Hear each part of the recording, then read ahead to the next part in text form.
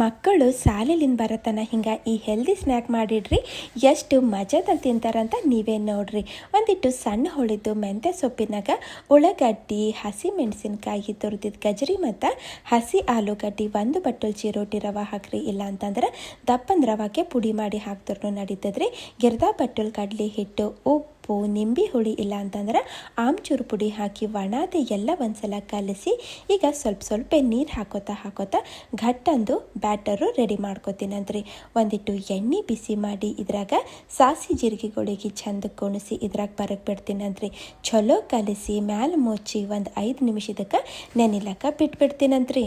5 ನಿಮಿಷ ಆದ್ಮೇಲೆ ಗಿರ್ದಾ ಚಮಚ ಅಡುಗೆ ಸೋಡಾ, ಇಲ್ಲ ಅಂತಂದ್ರೆ ಅರ್ಧ ಚಮಚ ಈನೋ ಪುಡಿ ಹಾಕಿ ಕಲಿಸ್ತೀನಿ ರೀ.